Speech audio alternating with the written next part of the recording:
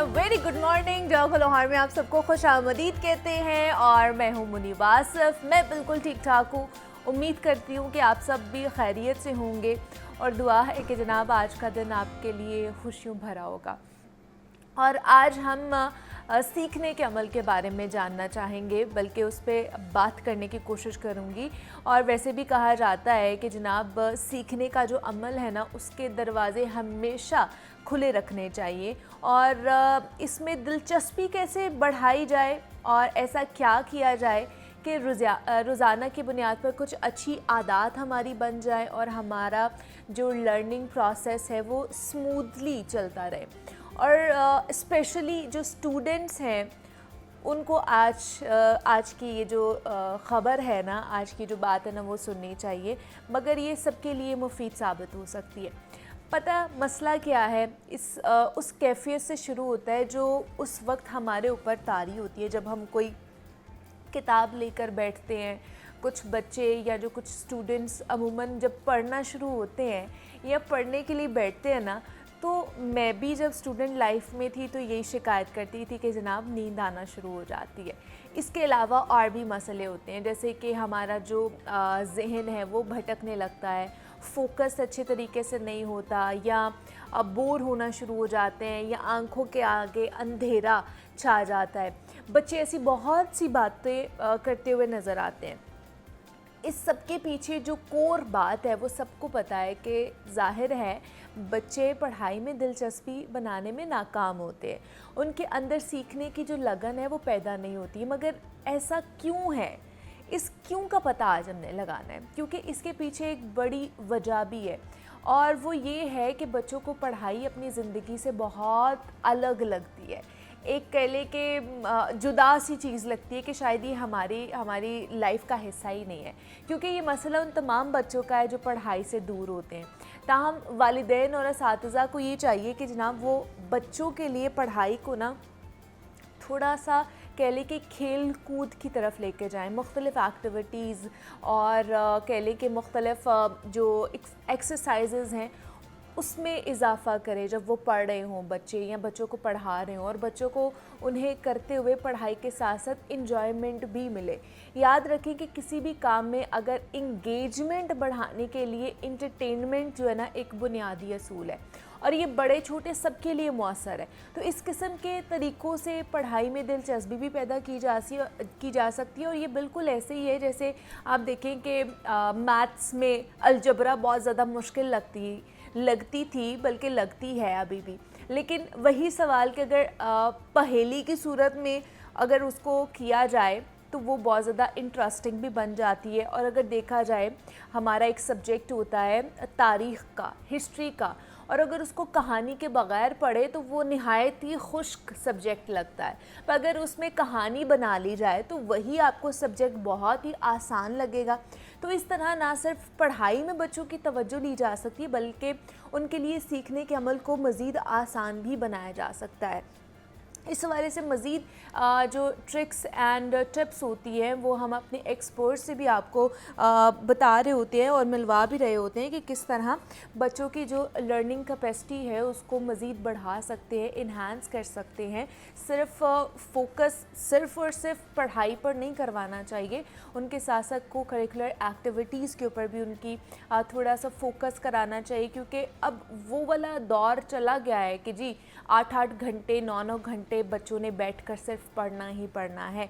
जो उनका कह ले कि लर्निंग स्पैम था हमारे दौर में वो बहुत ज़्यादा हुआ करता था। अब उतना नहीं, अब फोकस करना बच्चों के लिए बड़ा मुश्किल हो जाता है, क्योंकि उनके माइंड में और बहुत सारी चीज़ें चल रही होती हैं। सोशल मीडिया का बेदरेग इस्तेमाल किया जा रहा होता है, फ़ोन गैजेट्स का बेदरेग इस्तेमाल किया जा रहा होता है। तो जो उनका फोकस स्पैम है ना वो कम होता जा रहा है। तो उसको किस तरह इन्हांस करना है कि उनकी पढ़ाई में भी उनका फोकस हो, उनकी तवज्जो हो, इंटरेस्ट पैदा हो, वो मुख्तलिफ़ एक्टिविटीज़ के थ्रू आप उनके साथ एक अच्छा दोस्ताना माहौल रख के उनको इंटरटेन करके इस चीज़ के ऊपर उनका फोकस ज़्यादा दिलवा सकते हैं। تو یہ کچھ چیزیں تھیں جو ہم نے آج کے پروگرام میں، آج کے ٹاپک میں خاص طور پر بچوں کے لیے جو ہے نا وہ شیئر کی ہیں۔ ابھی ہم نے آگے بڑھنا ہے جناب۔ ہم اکثر آپ سے یہ بات تو کرتے رہتے ہیں کہ جناب ہماری غذا میں میٹھے یا پھر شوگر کی تعداد زیادہ ہونے کی وجہ سے ہمیں بہت سارے نقصانات ہو سکتے ہیں، جسمانی نقصانات ہو سکتے ہیں، مگر یہ بات بھی سچ ہے کہ ہماری غذا اتنی غیر متوازن ہے کہ اس میں نمکیات کی تعداد بھی ضرورت سے بہت زیادہ ہوتی ہے۔ نمک سے بھرپور غذائیں لینے سے جسم میں گردوں اور دل کے امراض کے جنم لینے کا خدشہ بھی بڑھ جاتا ہے۔ اب سوڈیم اور پوٹاشیم کی ضرورت سے زیادہ مقدار ہمارے جسم کو ناقابل تلافی نقصان پہنچا سکتی ہے۔ اس لیے بہت ضروری ہے کہ ہم اپنی غذا پر توجہ دیں تاکہ بلڈ پریشر، پتھری اور دل کے امراض سے بچا جا سکے۔ تو آج ہم نے بات کرنی ہے کہ ہمیں سوڈیم کتنا لینا چاہیے، نمک کی مقدار ہماری ڈائٹ میں یا ڈیلی روٹین میں کتنی ہونی چاہیے، اور زیادہ نمک کھانے کی وجہ سے کیا کیا پرابلمز ہو سکتی ہیں ہمیں۔ تو اس پر بات کرنے کے لیے clinical nutritionist and dietitian Muniba ہمارے ساتھ موجود ہے۔ ان کا نام بھی منیبہ ہے، میرا نام بھی منیبہ ہے، تو منیبہ آج فیس ٹو فیس کانورزیشن کریں گے۔ منیبہ آپ کو ویلکم کہتے ہیں جاگو لاہور میں، کیسی ہیں آپ؟ ٹھیک ہے الحمدللہ، آپ سنائیں، آپ ٹھیک ہیں؟ میں بھی بالکل ٹھیک ٹھاک۔ منیبہ، سوڈیم کی مقدار شوگر کے حوالے سے، میٹھے کے حوالے سے بے تحاشا مرتبہ ہم نے بات کی ہے کہ اس کی وجہ سے کیا کیا پرابلمز ہو سکتی ہیں، لیکن یہ جو سوڈیم یا نمک جس کو کہا جاتا ہے، اس کی زیادتی ہونے کی وجہ سے بھی کیا کیا پرابلمز ہو سکتی ہیں؟ سوڈیم کی بات کریں، سوڈیم بیسیکلی ہماری باڈی کے اندر فلوئڈ کو ریٹین کرتا ہے، پانی جو ہے اس کو ریٹین کرتا ہے۔ اگر ہم لوگ بات کریں سوڈیم بہت زیادہ انٹیک کرنے کی، پر ڈے تو ہمیں لینا چاہیے لیس دین 5 گرام پر ڈے آپ سوڈیم کا انٹیک کر سکتے ہیں۔ کتنا ہو سکتا ہے لیس دین 5 گرام؟ 5 گرام آپ اگر میئر کریں کچن اسکیل یوز کر سکتے ہیں، یا اگر آپ ٹیبل اسپون لے رہے تو آپ ٹی اسپون کی طرف موو کر سکتے ہیں۔ 1 ٹی اسپون مطلب ایک دن آلموسٹ 1 ٹی اسپون آپ کنسیڈر کر سکتے ہیں۔ 1 ٹی اسپون ہمیں ایک دن کی ریکوائرمنٹ ہوتی ہے، پر ڈے کی ریکوائرمنٹ ہوتی ہے، کیونکہ اگر آپ بہت زیادہ ریٹین کر رہے ہوتے ہیں، کیونکہ آپ کی باڈی میں فلوئڈ ریٹینشن ہو جاتی ہے۔ اب فلوئڈ ریٹینشن ہونے کی وجہ سے ہماری باڈی میں بلڈ پریشر رائز کر جاتا ہے۔ اب بلڈ پریشر ہماری باڈی میں 2 آرگنز ہیں جو کہ کنٹرول کر رہے ہیں، ایک ہمارا ہارٹ ہے اور ایک ہماری کڈنیز ہیں۔ اگر ہماری باڈی میں سوڈیم کا انٹیک بہت زیادہ ہو جاتا ہے، جس طرح کہ اگر ہم لوگ کوئی بھی پروسیسڈ فوڈ کا انٹیک کر رہے ہوتے ہیں، اس میں آپ کے پاس شوگر انٹیک بہت زیادہ ہے، آپ کے پاس سوڈیم انٹیک بہت زیادہ ہے، سوڈیم زیادہ ہونے کی وجہ سے آپ کی کڈنی ڈیمیج ہو سکتی ہیں، کڈنی کا فنکشن جو ہے وہ کمپرومائز ہو جاتا ہے، کیونکہ کڈنی پراپر فنکشننگ نہیں کر پاتی، کیونکہ کڈنی آلریڈی آپ کی اوور ورک ہے، آپ کی باڈی کی جتنا فلوئڈ ہے، جتنا ویسٹ ہے، اس کو اس نے پیوریفائی کرنا ہے۔ اگر آپ زیادہ سوڈیم کا انٹیک کریں گے، ورک لوڈ زیادہ ہو جائے گا کڈنیز پہ، کڈنی کا فنکشن جو ہے کمپرومائز ہو جائے گا، اور ڈیمیج ہونے کے ساتھ ساتھ کڈنی آہستہ آہستہ کمپرومائز کر رہی ہے اپنا function, with the passage of time وہ ڈیمیج ہونا اسٹارٹ ہو جائے گی۔ دس از دا بگ تھنگ۔ اور اس کے علاوہ اگر سوڈیم کا انٹیک آپ بہت زیادہ کوانٹٹی میں کرتے ہیں اور آپ اس کے ساتھ شوگر کا انٹیک بھی زیادہ کرتے ہیں، تو آپ اوبیسٹی کی طرف موو کر جاتے ہیں، اوبیسٹی کے ساتھ آپ ہارٹ ڈیزیز کی طرف موو کر جاتے ہیں، کیونکہ آپ کی جو آرٹریز ہوتی ہیں وہ اسٹف ہو جاتی ہیں۔ اب اسٹفنس ہونے کی وجہ سے بلڈ کا جو فلو ہے، اگر ایک آرٹری ہے اس کے اندر بلڈ کا فلو جو ہے وہ پراپر نہیں ہو پاتا، بلڈ کا ایک پریشر جو ہے وہ کریٹ ہو جاتا ہے۔ جب بلڈ کا پریشر رائز کرنا اسٹارٹ کر جاتا ہے، ہائپر ٹینسو کی طرف پیشنٹ موو کر جاتا ہے، ہائپر ٹینسو ہوگا، اسٹروک کا خطرہ ہوگا، ہارٹ ڈیزیز کا خطرہ اس کو بہت زیادہ ہوگا۔ اچھا، بہت سے لوگ کہتے ہیں چلے یہ مان لیا شوگر کی وجہ سے اگر ہم شوگر کا انٹیک زیادہ کرتے ہیں، چینی کا، میٹھے کا انٹیک زیادہ کرتے ہیں، تو شوگر کا مرض ہو سکتا ہے، وچ از ناٹ ریئلی کہہ لیں کہ ٹرو۔ آپ کی لائف سٹائل موڈیفیکیشن کے اوپر ہوتا ہے کہ آپ کی سیڈنٹری لائف سٹائل ہے، اور بھی کچھ فیکٹرز ہوتے ہیں جس کی وجہ سے آپ کا شوگر ہو سکتی ہے، مرض ہو سکتا ہے۔ لیکن سالٹ کی وجہ سے جیسے ہم نے بتایا کہ کڈنی کا پرابلم ہو سکتا ہے۔ اب سالٹ، آپ نے جیسے کہا کہ واٹر ریٹینشن بھی ہوتی ہے اس کی وجہ سے ہماری باڈی میں۔ اب بہت سے لوگوں کو نہیں پتا ہوگا کہ واٹ از واٹر ریٹینشن، کیا مطلب ہے اس کا، ہماری باڈی میں کیا ہوتا ہے ایسا کہ ہم زیادہ وہ کھاتے ہیں، نمک کھاتے ہیں، تو اس کی وجہ سے ہونا شروع ہو جاتا ہے۔ بیسیکلی کڈنی کا کام پہلے دیکھ لیتے ہیں۔ کڈنی کا کام ہے جتنا بھی ہماری باڈی میں واٹر ہے اس کو پیوریفائی کرنا ہے، اس کو یورین کی فارم میں آپ کی باڈی سے ایکسٹرا جو ایکسکریٹ کر کے نکال دینا ہے۔ اب اگر فلوئڈ کا انٹیک یعنی کہ فلوئڈ ریٹینشن کا مطلب یہ ہوتا ہے کہ ہماری باڈی میں اگر سوڈیم بہت زیادہ ہے تو وہ فلوئڈ کو ہولڈ کر لے گا۔ اٹ مینس کہ آپ اگر زیادہ اور زیادہ لینے لگ جائیں گے، آپ کو اگر ہائپر ٹینسو کی طرف بھی موو کر گے، آپ کو نہیں ڈائگنوز ہوا کہ آپ کو ہائپر ٹینسو آپ پیشنٹ ہیں، تو آہستہ آہستہ آپ ایڈیما کی طرف موو کر جائیں گے، جس میں ایسا ہوتا ہے کہ اگر آپ اپنی اسکن کو دیکھیں تو اسکن کے اوپر آپ کا فلوئڈ آپ کو فیل ہوگا۔ اب ایک ہوتا ہے انفلیمیشن، سوجن۔ اب سوجن اور ایڈیما میں تھوڑا سا ڈفرینس میں آپ کو کریٹ بتا دیتی ہوں۔ ایک سوجن ہے کہ آپ نے پریس کیا اپنی فنگر، آپ کو فیل ہوا کہ ٹھیک ہے وہ it takes time to get it normal position. But اگر آپ کو ایڈیما ہے تو آپ کو فیل ہوگا, آپ نے جب کیا وہ ود ان اے سیکنڈ وہ تھوڑا سا ٹائم لے رہا ہے, اوپر آنے میں ٹائم لے رہا ہے. ادروائز آپ ابھی پریس کریں اور آپ کا اسکن فوراً اوپر آ جائے گی. لیکن آپ کو ایڈیما ہے, پہلے تو آپ کی سویلنگ ہے, ٹھیک ہے, اس کے علاوہ وہ فلوئڈ ریٹینشن ہے, فلوئڈ اس کے اندر بہت زیادہ ہے. اس لیے ہم لوگ جو کڈنی کے پیشنٹ ہوتے ہیں ان کا فلوئڈ جو ہے وہ بہت ہم لوگ منیمائز کر دیتے ہیں, like 1000 ml depend on the condition of the kidney. اس میں 1000 ml ہے, 1500 ml ہے, 2000 ml سے زیادہ ہم ایکسیڈ نہیں کرتے. But depend on the kidney function کہ کڈنی کتنی سویئر کنڈیشن میں موو کر رہی ہے. کیونکہ آلریڈی 2 کڈنیز اللہ نے اس لیے دی ہیں کیونکہ ہماری آلریڈی ہماری باڈی میں فنکشننگ اس کی بہت زیادہ ہے, اوور لوڈیڈ آلریڈی وہ ہے. لیکن اگر یہ ہوتا ہے کہ اگر آپ پانی کا انٹیک کم کر رہے ہوتے ہیں اور کڈنی آپ کی کمپرومائز ہو رہی ہے, اٹ مینس کہ آپ ڈی ہائیڈریشن کی طرف بھی موو کر جائیں گے. تو یہ بھی بہت ایک میجر جو ایشو کریٹ ہو جاتا ہے. اچھا, یہ بھی بہت سننے میں ملتا ہے, بلکہ اس کے بارے میں جب میں پڑھ بھی رہی تھی تو کہ بہت سے لوگ ہیں جب وہ رات کو سوتے ہیں, جب انہوں نے سوڈیم کا انٹیک بہت زیادہ شاید کیا ہوا ہوتا ہے, تو جو صبح جب اٹھتے ہیں تو ان کی فیس پہ سویلنگ ہوئی بھی ہوتی ہے, ان کے ہاتھ پیر سویل ہوئے ہوئے ہوتے ہیں. تو یہ بھی ایک انڈیکیشن ہوتی ہے کہ آپ نے رات کو نمک کا استعمال بہت زیادہ کیا ہے. اچھا, اس میں ایسا ہوتا ہے کہ ہم یہ نہیں کہہ سکتے آپ کی 1 میل, بیسیکلی اگر میں نیوٹریشن سائنس کی بات کروں تو اس میں ہم 1 میل 1 ویک 1 ڈے کے اکارڈنگ نہیں ڈائگنوز کر سکتے کہ آپ کی کنٹینیوسلی ہو سکتا ہے کہ آپ کا سوڈیم لیول بہت زیادہ بڑھتا جا رہا ہے. 1 منتھ دیکھیں, ٹھیک ہے, آپ کو 1 ویک دیکھ لیں, 1 منتھ دیکھ لیں, آپ کو آئیڈیا ہو جائے گا کہ آپ کی باڈی کی نیوٹریشنل ویلیو کیا ہے. اب آپ کی باڈی کو کون سے نیوٹرینٹس ریکوائر ہے, اس میں میکرو ہیں, مائکرو ہیں, فائبر کنٹینٹ اگر آپ کی باڈی میں ہے تو اوبویسلی آپ کا کولیسٹرول لیول بھی کم ہے, آپ کا بی پی بھی کم ہے, بلڈ پریشر بھی کم ہوگا, آپ کو ہارٹ ڈیزیز کے ایشوز بھی نہیں ہوں گے, ایون دو کڈنیز کے ایشوز بھی آپ کے ریزولو ہونا اسٹارٹ ہو جائیں گے. اگر الٹیمیٹلی آپ ان چیزوں کو ٹریٹ کر رہے ہیں تو الٹیمیٹلی کڈنی ڈیزیز جو ہے, جو کڈنی کے ایشوز ہیں وہ بھی ریزولو ہونا اسٹارٹ ہو جائے گی. تو فائبر اپنی ڈائٹ میں انکلوڈ لازمی کریں. اچھا, لیکن اب کہیں نہ کہیں تو ہم نے کھانا ہی ہے نا, نمک کھانا ہی ہے کہیں نہ کہیں. ہمارے گھروں میں جو سالن بنتا ہے اور بھی چیزیں بنتی ہیں اس میں ہم نے نمک یوز کرنا ہی کرنا ہے. ہم پھیکا کھانا نہیں کھا سکتے ہیں, تو پھر کیا کریں, اس میں نمک بالکل ڈالنا بند کر دیں؟ بالکل کسی بھی چیز کو کبھی بھی ریسٹرکٹ نہیں کرتے ہیں. اب میں آپ کو اس کو اس طریقے سے سمجھاتی ہوں کہ ہماری یہاں ہم لوگ لیتے ہیں پروسیسڈ فوڈ. اب جو پروسیسڈ فوڈ آئٹمز ہوتے ہیں وہ بیسیکلی اس میں ایکسٹرا شوگر, ایکسٹرا ایڈیٹیو آپ سمجھ لیں کہ سالٹ جو ہیں ایڈ کیے جاتے ہیں.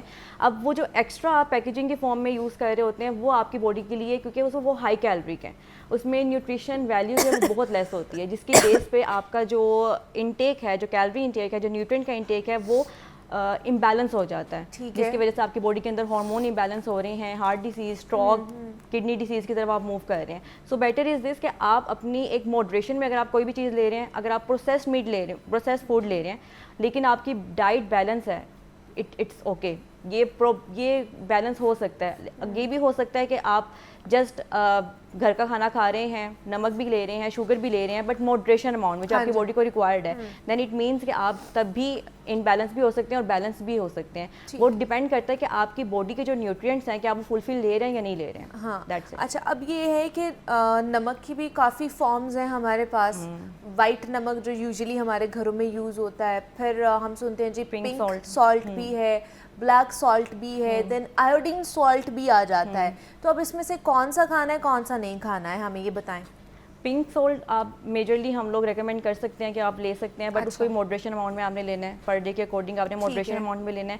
ادروائز کوئی بھی ایسا سالٹ ہے جو آپ کی باڈی میں, اگر آپ کی باڈی میں سب کچھ نارمل ہے, اگر آپ 100% ہیلدی پرسن ہیں, جو کہ ریئر کیسز میں ہوتا ہے, کیونکہ اگر آپ کو ہیڈک ہے تو آپ ہیلدی پرسن نہیں ہیں, اگر آپ کو ہیڈک بھی ہے تو آپ ہیلدی پرسن نہیں ہیں. ہاں, ہیڈک ہے تو آپ ہیلدی پرسن نہیں ہیں. اگر سوڈیم بہت زیادہ لے رہے ہوتے ہیں تو آپ کو اسٹمک کینسر بھی ہو سکتا ہے.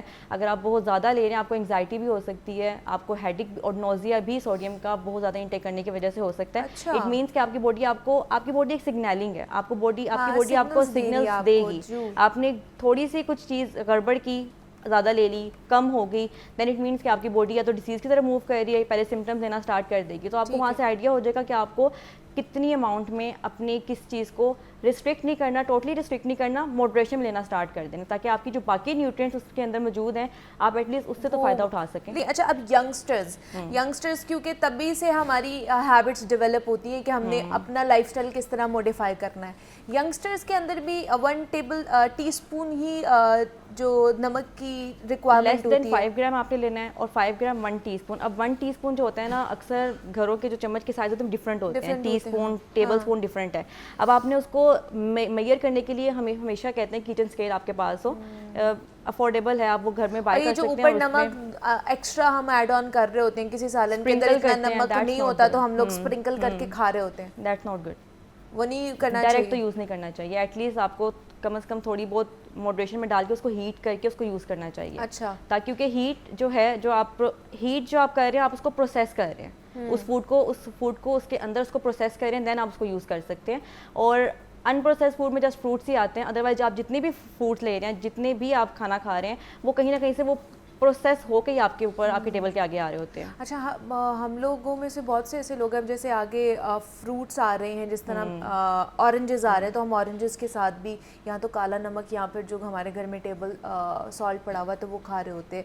ऐसे खाना चाहिए, या जो हम एक्स्ट्रा ऊपर एड ऑन कर रहे होते हैं कुछ फ्रूट्स के ऊपर भी, वो करना चाहिए?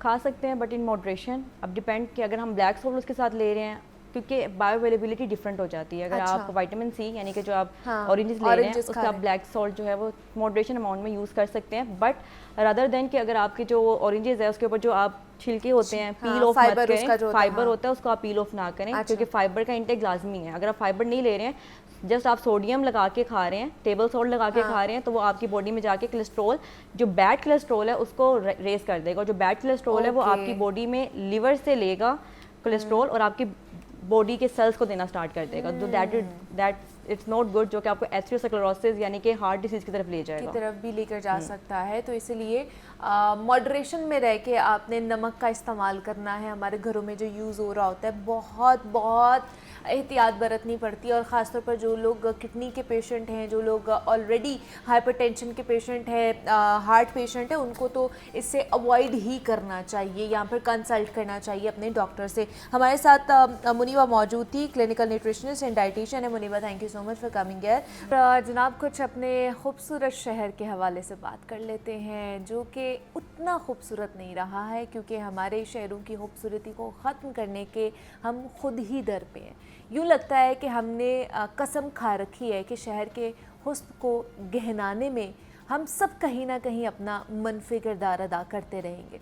लाहौर की पुरसकून फ़ज़ा को एक तरफ तो स्मॉग ने बेसुकून कर रखा है, तो दूसरी जानिब रही सही कसर शहर की हर सड़क पर लगे जहाज़ी साइज़ के बिल बोर्ड्स ने निकाल कर रख दिया।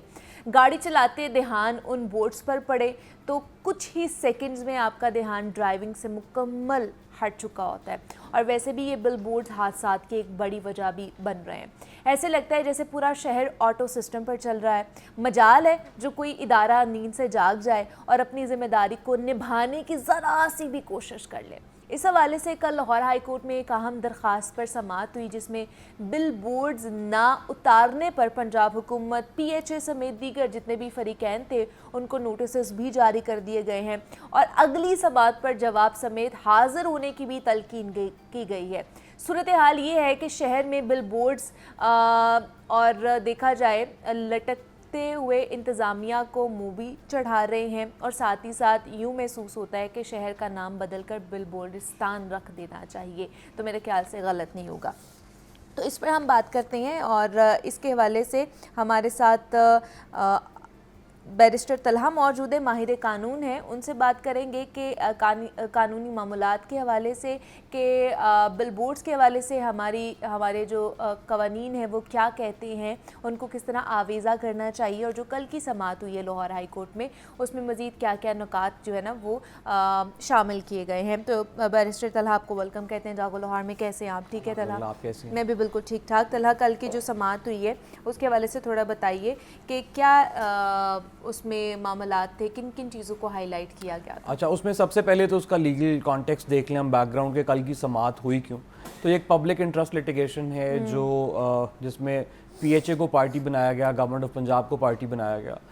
असल में 2018 में सुप्रीम कोर्ट जो अपेक्स कोर्ट है पाकिस्तान की, उसने एक जजमेंट दी, और उस जजमेंट में आया है कि जितने भी पब्लिक प्लेसेस के ऊपर बिल बोर्ड्स लगे हुए हैं, हाँ जी, एक तो उनको उतारा जाए, ठीक है। दूसरा जितने ओवर साइज बिल बोर्ड्स हैं ठीक है, इनको उतारा जाए। और उसके पीछे रीजनिंग क्या थी सुप्रीम कोर्ट की? एक तो कोई डेफिनेटली एक थोड़ी है, दो थोड़ी है तलहा, ये तो बहुत सारे हैं, सारे ही, बल्कि पूरे के पूरे जितने भी लाहौर में लगे हुए हैं सारे ही ओवर साइज हैं, जहाजी साइज है। यस, अगर आप लाहौर के ऑलमोस्ट हर बिलबोर्ड को देखें तो वो ओवर ऐसे साइज ही है। है। और ये रीजन क्या फुटेजेस भी लगे हुए हैं, देखिए जरा, इतने बड़े बड़े बिल बोर्ड्स लगाए जाते हैं कि लिटरली हम भी जब गुजर रहे होते हैं तो हमारी नज़र वाकई उसमें पड़ती है। बिल्कुल, एक तो हमारी नज़र पड़ना, जो हम ड्राइविंग का अमल है उसके अंदर जो प्रॉब्लम्स फेस करते हैं सारे drivers, it causes a lot of accidents, हमारे पास इसके ऊपर रिपोर्ट्स भी हैं। उसके साथ साथ माजी में और हाल में भी हमने देखा कि जब भी कोई मौसम करवट लेता है, बारिश होती है, तूफान आता है, तो ये बिलबोर्ड्स गिर के शहरियों की जान लेते हैं। बिल्कुल। तो देयर वर डिफरेंट रीजंस जिसकी वजह से सुप्रीम कोर्ट ने ये ऑर्डर पास किया। अब चाहिए तो ये था कि जो 2018 से लेके अब तक जितनी भी गवर्नमेंट्स आई हैं वो इसके ऊपर इम्प्लीमेंटेशन करती, आज तक इसके ऊपर इम्प्लीमेंटेशन नहीं हुई। अच्छा। हमने कुछ बार ऐसा देखा कि इम्प्लीमेंटेशन होती है 10 दिन के लिए, 15 दिन के लिए, 20 दिन के लिए, लेकिन मैं समझता हूँ कि जो एडवर्टीजमेंट माफिया है ये इतना स्ट्रांग है कि वो सुप्रीम कोर्ट के उस फैसले को भी इम्प्लीमेंट नहीं होने देता। 15 दिन के बाद वो फिर से आवेजा हो जाते हैं बिलबोर्ड्स, और इससे पीएचए भी बहुत से पैसे कमा रहे हैं, क्योंकि उनको डेफिनेटली वो बिलबोर्ड्स लगाने के पैसे मिलते हैं, और मार्केटिंग जो माफिया है वो भी बहुत ज़्यादा इससे अपना फ़ायदा ले रहा है। माफियाज आगे हुए, हम क्या कर सकते हैं इसमें? आप बिल्कुल ठीक कह रही हैं। अब कल की हम जो हाई कोर्ट में जो दरख्वास्त थी उसमें पीएचए को नोटिस हो गया, गवर्नमेंट को नोटिस हो गया कि आप आएँ और आप बताएं कि क्यों अभी तक इसके ऊपर इम्प्लीमेंटेशन नहीं हुई। अच्छा। तो इसमें इसके अब कॉन्सिक्वेंसेस क्या हो सकते हैं? मतलब अभी ये कह सकते हैं कि अभी जितने भी बिल बोर्ड्स लगे हुए हैं ऑलरेडी, क्योंकि सुप्रीम कोर्ट ने इसके ऊपर एक दे दी हुई है जजमेंट, तो ये जितने भी है ये इलीगल उसमें आ जाते हैं। 100%। ये 2018 से लेके अगर सुप्रीम कोर्ट की कोई जजमेंट आ गई है तो वो बाइंडिंग है इन ऑल प्रोविंसेस। और हम पंजाब से जरा हटते हैं, सिंध के अंदर 2022 में डबल बेंच बैठा सिंध हाई कोर्ट का, और उसने भी फैसला दिया कि ये सारे बिलबोर्ड्स को उतारा जाए, और वहां पर एक मुहिम भी चली। लेकिन अनफॉर्चुनेटली वहां पर आज फिर से बिलबोर्ड्स अवेजा हैं। इसी तरह लाहौर में तो हम उतरते ही नहीं देखते, अगर उतरे भी तो 10 दिन के लिए उतरते हैं, दिखा देते हैं जी हम कंप्लाई कर रहे हैं। चले मजीद भी तलहा मैं आपकी तरफ आती हूँ। अभी हमारे रिपोर्टर हैं, नुमाइंदा लाहौर न्यूज़ हैं, अबू बकर, उन्होंने हमें ज्वाइन किया है। उनसे जानते हैं कल की सूरत हाल जो लाहौर हाई कोर्ट में इसकी समाअत हुई है, ख़ास तौर पर बिल बोर्ड्स के हवाले से, उसमें मजीद क्या क्या चीज़ें सामने आई हैं। अबू बकर, आपको वेलकम कहते हैं जागो लाहौर में। बताइएगा कल की लाहौर हाई कोर्ट की जो समाअत हुई है उसमें और क्या क्या नुकात सामने आए हैं? जी शुक्रिया। लाहौर हाई कोर्ट में बड़े बिल बोर्ड, साइन बोर्ड ना उतारने के खिलाफ दरख्वास्त पर समाअत हुई थी, जिसमें अदालत ने पंजाब हुकूमत समेत दीगर फरीकैन को नोटिस जारी किए हैं और इस हवाले से जवाब तलब किया है। लाहौर हाई कोर्ट में बड़े बिल बोर्ड, साइन बोर्ड ना उतारने के खिलाफ दरख्वास्त जस्टिस शजात अली खान की अदालत में हुई है, और अदालत ने एडिशनल एडवोकेट जनरल पंजाब को हिदायत लेकर आइंदा समाअत पर पेश होने की हिदायत की है। अदालत ने जो है वो पंजाब हुकूमत समेत दीगर को फ्रीकैन को नोटिस जारी किए हैं इस हवाले से, और ये कहा है कि इस हवाले से जवाब जो है वो अदालत में जमा करवाए। दरख्वास्त गुजार ने यह मौक़िफ़ इख्तियार किया है कि सुप्रीम कोर्ट ने बिल बोर्ड हटाने के लिए जो है वो फैसला जारी कर दिया था, लेकिन सुप्रीम कोर्ट के फैसले के बावजूद उस पर अमल दरामद नहीं हो रहा, और bill board, sign board Lahore शहर में जो है वो अवेजा अभी तक हैं, इनको हटाया नहीं गया और अभी तक जो है वो नजर आते हैं। किसी भी वक्त ये किसी हादसे का सबब बन सकते हैं। कभी कोई तेज हवा चले या कोई ऐसी नागहानी आफत हो सकती है जिससे किसी भी जानी नुकसान को देखा जा सकता है। अदालत से ये सजा की गई है कि अदालत हुकूमत को फौरी तौर पर बिल बोर्ड हटाने का हुक्म दे। इस हवाले से गुज़िश्ता चंद माह में जो है वो पाकिस्तान के जो दीगर शहर हैं उनमें भी ये प्रॉब्लम देखने में आई कि बिल बोर्ड जो है वो काफी बड़ी साइज में लगे हुए हैं और उनकी कोई प्रॉपर इस हवाले से जो है वो नहीं की गई उसको कि उसकी देखभाल की जाए या उनको कोई जगह ऐसी बनाई जाए। लेकिन ये जो बिल बोर्ड्स हैं इनके ऊपर अदालत में ये कहा गया है कि इनको हटाने का जो है वो हुक्म जारी किया जाए, और सुप्रीम कोर्ट का जो सबसे अहम चीज है, सुप्रीम कोर्ट का जो फैसला है उस पर अमल दरामद कराने का जो है वो अदालत से इस्तदा की गई है। ठीक है जी। अबू बकर नुमाइंदा लाहौर न्यूज़ हमारे साथ मौजूद थे और हमें बता रहे थे कल की जो समाअत हुई है लाहौर हाई कोर्ट में कि उसमें क्या क्या मामलात, ख़ासतौर पर ये जो बिल बोर्ड्स हमें पूरे लाहौर शहर में नज़र आ रहे होते हैं, ओवर साइज्ड बिल बोर्ड उनको कहा जाए तो गलत नहीं होगा, और हर जगह आपको नज़र आएंगे, और जिसकी वजह से मुख्तलिफ जो कह लें कि हादसात का भी शिकार लोग हो रहे हैं, और दूसरा कि हमारा जो खूबसूरत शहर है उसका हुस्न गहना चुका है। सुप्रीम کورٹ نے آلریڈی اس کا فیصلہ سنایا ہوا تھا 2018 کے بعد سے ابھی تک یہ چل رہی تھی بل بورڈز کی, اور جو انلیگل جو اس زمرے میں آتے ہیں. تو کیا یہ ایسا ہو سکتا ہے کہ because supreme court already judgment دے چکی تھی, فیصلے دے چکی تھی, تو ان کے فیصلے کے خلاف یہ ساری چیزیں چل رہی تھی, تو اس کے اوپر بھی خلاف ورزی پہ بھی کارروائی ہو سکتی ہے؟ بالکل, ہائی کورٹ اس میں آرڈر کر سکتی ہے, اس میں جوڈیشل کمیشن بنایا جا سکتا ہے جو یہ دیکھے کہ کس کی نااہلی تھی. کیا جو اس وقت کی حکومت تھی یا جو آج کی حکومت ہے انہوں نے یہ نہیں کیا, یا کیا پی ایچ اے نے اس کو کمپلیٹ ڈس ریگارڈ کر دی؟ کیونکہ دیکھیں اگر ہم اتھارٹی دیکھیں تو وہ P H A authority is the concerned authority, ان کے پاس یہ لوکل گورنمنٹ نے اختیار دیے ہوئے ہیں ود ان پنجاب. تو سب سے پہلے تو یہ تحقیق کے آرڈر دے سکتی ہے ہائی کورٹ کے قصوروار ہے کون, ذمہ دار ہے کون, کہ سپریم کورٹ کی ایک بائنڈنگ ججمنٹ کو بالکل کمپلیٹ ڈس ریگارڈ کیا گیا. تو پہلے تو وہ پچھلے 6 سالوں کا حساب بھی مانگ سکتی ہے عدالت کہ آپ let us tell us that. سب سے پہلے آنسر وہ کوسچن کریں جو کہ 6 سال میں یہ نااہلی کس کی تھی. ٹھیک ہے. اس کے بعد ڈائریکشنز دے سکتی ہے ہائی کورٹ کے آگے سے آپ کس ایس او پی کو فالو کرنا آپ کے لیے ضروری ہے, کیونکہ اگر پی ایچ اے نے ڈیفینیٹلی کوئی ایسے ایس او پیز بنائے ہوں گے جو اجازت دیتا ہے کہ آپ, تو ان کی وائریز بھی چیلنج ہوں گی with in the high court کہ یہ ایس او پیز ہی غلط ہیں, ایک ادارے کے ایس او پیز یا ریگولیشنز, اور دوسری طرف سپریم کورٹ ایپیکس کورٹ کی ججمنٹ, تو وہ ڈیفینیٹلی وہ وائریز چیلنج ہوں گے اور وہ دے وڈ ناٹ بی, وہ ایک ویلڈ لا نہیں ہوگا کیونکہ وہ کانٹرڈکٹ نہیں کر سکتا سپریم کورٹ کے لا سے. تو there are lot of consequences to that. نہیں تو مجھے یہ بتائیے طلحہ, یہ کیونکہ جیسے سپریم کورٹ کی ججمنٹ کے حوالے سے بات کر رہے ہیں, رولنگ کی بات کر رہے ہیں, تو کیا یہ ان کی نیگلیجنس ہے یا کہہ لیں کہ ریجڈنس ہے کہ ہمارے جتنے بھی ادارے ہیں انہوں نے اس رولنگ کے اوپر, اس ججمنٹ کے اوپر کام نہیں کیا, فیصلے کے اوپر جو ہے نا آگے اس کو انیشیٹ نہیں لے کر گئے؟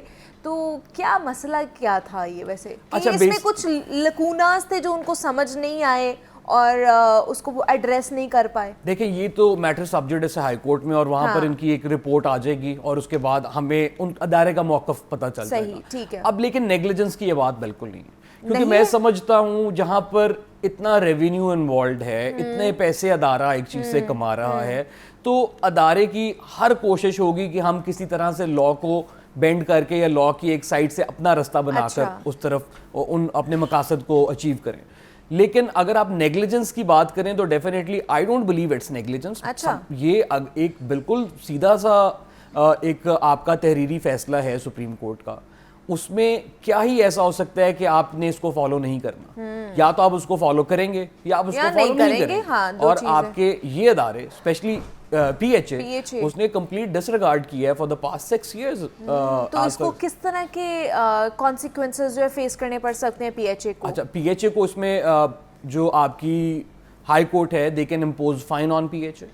ان کے جتنے بھی اس میں ذمہ دار لوگ ہیں, جس میں جو سب سے بڑی اتھارٹی پی ایچ اے میں ڈی جی صاحب ہوتے ہیں, ٹھیک ہے, تو ان کے خلاف بھی ایکشنز لیے جا سکتے ہیں. سو مچ سو اس کے اندر کرمنل کنٹیمپٹ بھی فائل ہو سکتی ہے. Criminal contempt? جی, criminal contempt is the idea جہاں پر ہائی کورٹ کا کوئی بھی آرڈر یا ایپیکس کورٹ کا کوئی بھی آرڈر, اگر کوئی بھی سرکاری ملازم اس کو امپلیمنٹ کرنے میں فیل ہوتا ہے تو آپ ان کے خلاف کرمنل کنٹیمپٹ میں جا سکتے ہیں. پی ایچ اے اس وقت خطرے میں ہے, کہہ سکتے ہیں, اگر وہ یہ دیکھ رہے ہیں تو I think it's high time. لیکن خیر ویسے ہی ہائی کورٹ کے نوٹسز ان کو چلے گئے and I am sure right now they are all busy in making ایک ایسا جواب جس سے ہائی کورٹ مطمئن ہو جائے. لیکن مشکل ہے کہ ہائی کورٹ مطمئن ہو, کیونکہ یہ اس کا ایویڈنس کوئی ڈھکی چھپی بات نہیں ہے. تو روز جب ججز صاحبان بھی روڈز پر جاتے ہیں تو وہ بل بورڈ سامنے اویزہ ہیں, آپ آتی ہیں, میں جب کورٹ جاتا ہوں تو we are all party to that, ٹھیک ہے. تو اس میں اب دیکھیں کہ وہ کس طرح سے ڈفرینشیٹ کرتے ہیں سپریم کورٹ کی ججمنٹ اور ان کے اپنے جو ایکشنز ہیں اس کے اندر. یہ آپ نے صحیح کہا. ویسے اس وقت سارے نا بزی ہوں گے کہ ہم نے کہاں سے کون کون سی چیزیں نکالنی ہے اور ہائی کورٹ کو جو ہے نا وہ کنونس کرنے کی کوشش کرنی ہے. تو مجھے یہ بتائیے کہ باقی بھی دنیا میں شہر ہے, وہاں پہ بھی ایڈورٹیزمنٹ ہوتی ہے, وہاں پہ بھی بل بورڈز لگے ہوئے ہوتے ہیں, لیکن اس طرح کے لگے ہوئے ہوتے ہیں جیسے ہم نے لاہور شہر میں دیکھے؟ اچھا, اس میں سمجھنے کی بات یہ ہے کہ اگر ہم پاکستان کا یا لاہور کا کمپیریزن فرسٹ ورلڈ کنٹری سے نہیں کرتے, کیونکہ وی انڈرسٹینڈ کہ ان کے معاملات, ان کے لاز, ان کی چیزیں مختلف ایک جگہ پر ہیں. ہم ڈیولپنگ کنٹریز کو لے لیتے ہیں. اگر آپ ہمارے ہمسائے ممالک انڈیا کی بات کر رہے ہیں یا اور جو ڈیولپنگ کنٹریز ہیں سینٹرل ایشیا کے اندر, تو ہر جگہ there proper rules and regulations ان ریگولیشنز کے ساتھ آپ نے بل بورڈز لگانے ہیں. Oversize billboards allow ہی نہیں ہے. ابھی 2 سال پہلے انڈیا میں ایک واقعہ ہوا تھا, اس کے بعد سے they been very very strict about it کہ اوور سائز بل بورڈز کسی بھی شہر میں نہیں لگیں گے. اور لیکن پرابلم کیا ہے, کیونکہ وہ بھی ایک تھرڈ ورلڈ کنٹری ہے, تو انٹرونشن کورٹ کی تھی. کورٹ نے انٹروین کیا اور کہا کہ یہ کس طرح سے بل بورڈز, کیونکہ اس میں کوئی 20 سے 25 لوگوں کی ہم بات ہو گئی, تو کورٹ کی انٹرونشن کے بعد ایک پالیسی لائی گئی اور اس کے تحت اب in recent times if we look at that تو وہ امپلیمنٹ ہو رہی ہے. ٹھیک ہے. ہماری پرابلم یہ ہے کہ ہمارے پاس اگر آپ ابھی ایٹ دس پوائنٹ دیکھیں کہ اسموک جو ہمارا انوائرمنٹ ہے, پی ایچ اے کا مین کام یہ بھی ہے کہ آپ شجر کاری کریں, آپ درخت لگائیں, آپ پودے لگائیں, ٹھیک ہے, اس میں بھی الحمدللہ ہم نمبر 1 پہ ہیں. آج کا دیکھ لیں فضائی آلودگی انڈیکس دیکھ رہے ہیں نا, ایکوالٹی انڈیکس پچھلے کتنے دنوں سے 600 سے تجاوز کرتا جا رہا ہے, 400 سے تجاوز کرتا جا رہا ہے. آج بھی یہی صورتحال ہے کہ اسموگ میں ہم نمبر 1 پر ہیں آج بھی ہمارا شہر لاہور. وہ اس وجہ سے بیکاز پلانٹیشن نہیں ہے, درخت نہیں لگائے جاتے ہیں, اور یہی صورتحال ہے کہ پی ایچ اے جو کام کرنا چاہیے اس کو وہ نہیں کر رہا ہے, اور جو نہیں کرنا چاہیے وہ کرتا جا رہا ہے. تو ہم نے اس لیے یہ سیگمنٹ رکھا کہ آپ تک یہ آواز پہنچائی جا سکے کہ آپ لوگوں نے اگر بل بورڈز لگوانے بھی ہیں تو تھوڑی سی آئین اور قانون بھی پڑھ لیں کہ آپ کو اس کے حوالے سے جرمانہ نہ سہنا پڑ سکے. تو ہمارے ساتھ بیرسٹر طلحہ موجود تھے, ماہر قانون ہے. Talha, thank you so much for coming here. یہاں پہ ایک چھوٹی سی ہم نے بریک لینی ہے, ملتے ہیں اس بریک کے بعد.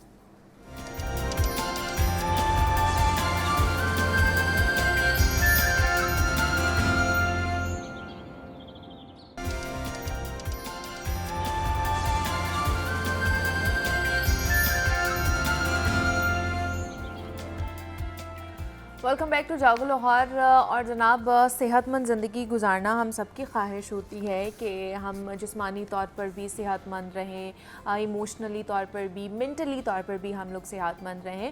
لیکن بہت سے ایسے فیکٹرز ہیں جن کے اوپر ہم روزانہ کی بنیاد پر بات کر رہے ہوتے ہیں. آج ہم نے بچوں کے اندر خاص طور پر بات کرنی ہے کہ بہت سے بچے ہکلا کر بولتے ہیں, ہکلاہٹ کا شکار ہو جاتے ہیں. اس کے پیچھے کیا وجہ ہے؟ اس کو بیماری کنسیڈر کرنا چاہیے یا اس کو کیا سمجھنا چاہیے؟ اس کی وجہ سے پریشان ہونا چاہیے یا نہیں ہونا چاہیے؟ بیکاز بچپن میں اگر بچہ اس طرح بولتا بھی ہے نا, تو ہمارے یہاں عام سا کانسیپٹ یہ ہے کہ والدین ٹینشن نہیں لیتے ہیں اور پریشان نہیں ہوتے. وہ کہتے ہیں کوئی بات نہیں, جیسے جیسے بڑا ہوتا جائے گا نا یہ صحیح ہو جائے گا, یہ صحیح طریقے سے بولنا شروع ہو جائے گا, اگر ابھی یہ اٹک اٹک کے یا ہکلا کر بول رہا ہے. لیکن یہ کنڈیشن یہ ورس بھی ہو سکتی ہے جیسے جیسے بچہ بڑا ہوتا جاتا ہے. تو علاج کس طرح ممکن بنایا جا سکتا ہے اور یہ ہوتی کیوں ہے ہکلاہٹ کا مسئلہ, اس پر ہم نے بات کرنی ہے. ہمارے ساتھ پروفیسر محمد ندیم صادق صاحب موجود ہیں اسٹوڈیو میں, ان سے بات کراتے ہیں آپ کی اور ان سے جانیں گے اس مسئلے کا حل بھی. پروفیسر صاحب, آپ کو ویلکم کہتے ہیں جاگو لاہور میں. کیسے ہیں آپ؟ الحمدللہ فائن. آپ سنائیں کیسے ہیں؟ میں بھی بالکل ٹھیک ٹھاک. سر, بچوں میں ہکلاہٹ کا پرابلم,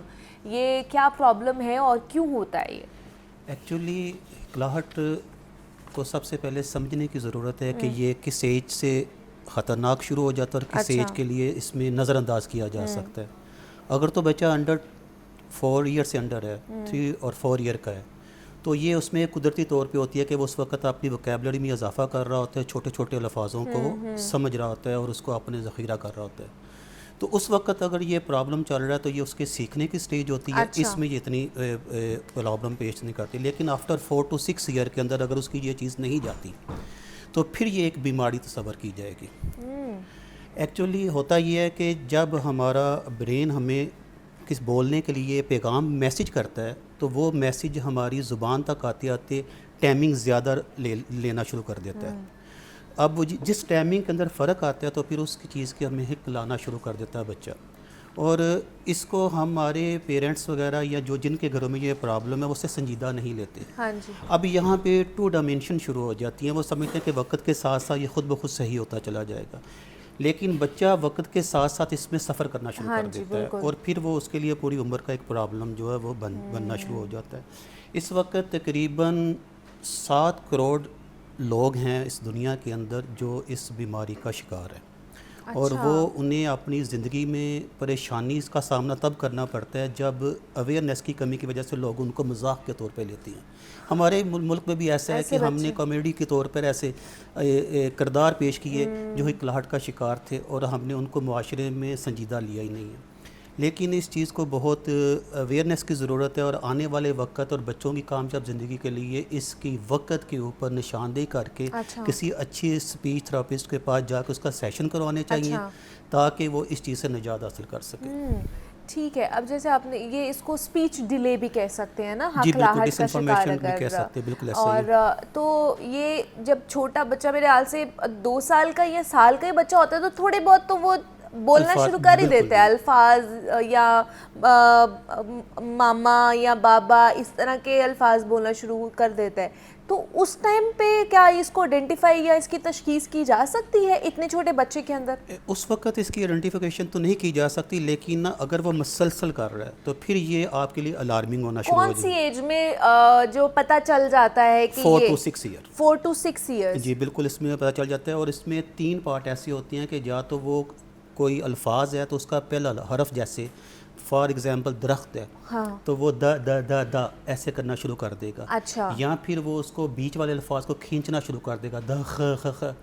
اور پھر وہ اپنے الفاظ کو کچھ اسٹے کرنے کے بعد آپ کے سامنے آتا ہے. تو ہم کہتے ہیں یہ بچہ اکلاہٹ کا شکار ہو چکا ہے اور اس کی وقت کے اگر اس کے اوپر اس کے سیشن کروا دیے جائیں, اس کو فیزیو پیتھولوجسٹ کے پاس لے جائیں اور وہ اس کی اس کمزوری کو 98%, 95%, 80% دور کر سکتا ہے. اچھا. لیکن ہمارے ہاں یہ ہوتا ہے کہ وقت کے ساتھ ساتھ یہ خود بخود سیکھ جاتے ہیں. اور سب سے بڑی بات ہے کہ ہم اس کو بیماری تصور ہی نہیں کر رہے. وہی نا, جیسے میں نے کہا کہ والدین پریشان ہی نہیں ہوتے, وہ کہتے ہیں جیسے جیسے بڑا ہوتا جائے گا نا ٹھیک ہو جائے گا. اصل میں نا ہمارے ملک میں یہ ہے کہ ہر چیز ہم کہتے ہیں ایج کے ساتھ یہ خود بخود کلیئر ہو جائے گی. کوئی کام نہیں کر رہا, کوئی ذمہ داری نہیں لے رہا, ہم کہتے ہیں اچھا تھوڑا سا بڑا ہوگا یہ ذمہ داری بھی لے لے گا.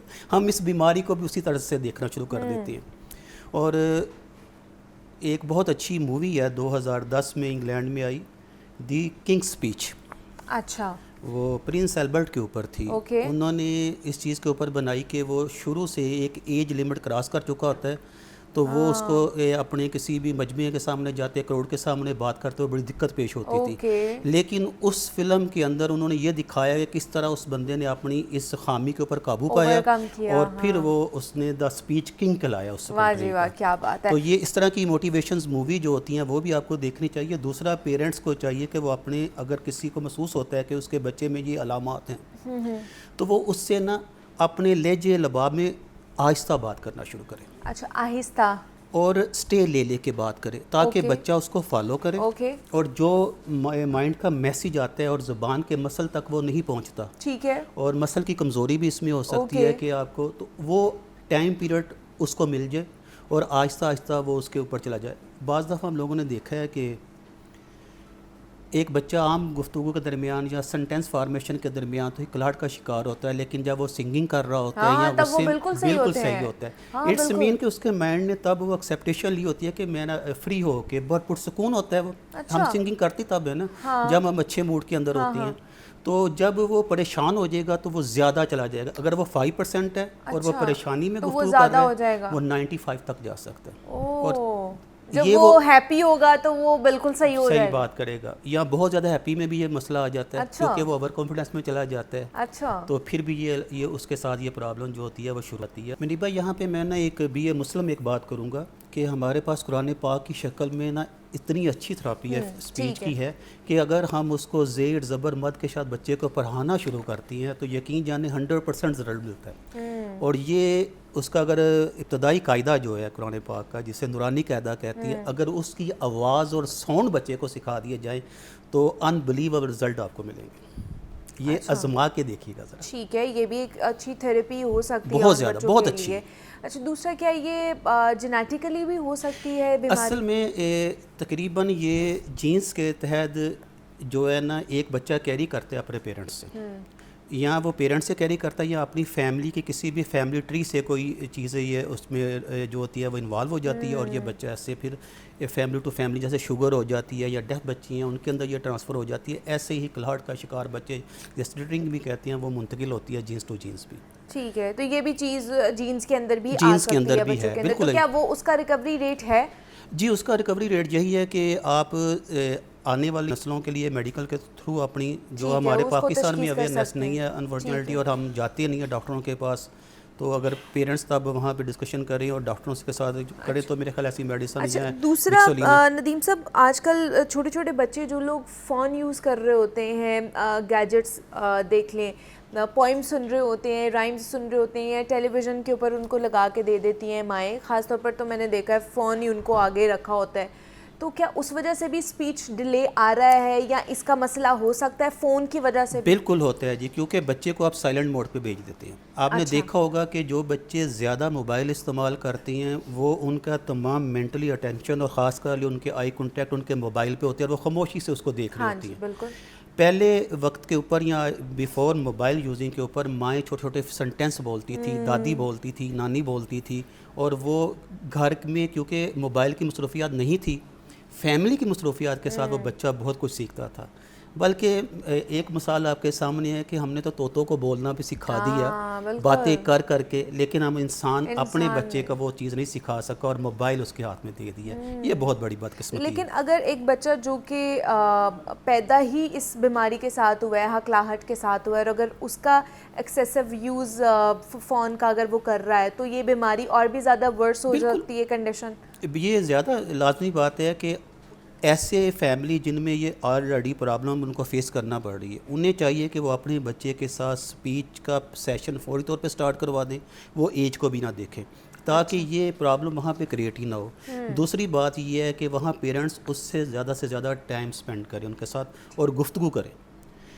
یہ سارا کچھ گفتگو کرنے سے آپ کی بکل کیوٹی کے اور سانسوں کی مشقیں ہمارے ساتھ ہیں، جب ہم اپنے جو آپ تھراپسٹ کے پاس بھی جاتی ہیں وہ بھی آپ کو سانس کی آواز کے ساتھ، ہم بہت ساری باتیں آواز جو ہے وہ اپنی سانس کے تھرو بھی کرتی ہیں۔ ہماری زبان کا کردار بھی ہے، لیکن اس کے ساتھ بہت ساری چیزیں ایسی ہیں جو ہماری بکل کیوٹی سے جب ہوا خارج ہوتی ہے، جب ہوا سانس لیتی ہیں تو اس کے تھرو بھی کچھ الفاظ بن جاتی ہیں۔ اچھا، اگر فار ایگزامپل اگر آپ دیکھیں کہ اگر میں اپنی زبان کو نیچے رکھتا ہوں دانتوں کے اور تا بولنا کوشش کروں تو میں نہیں بول سکتا، صرف میں نے اپنی زبان کا اینگل نیچے کر لیا۔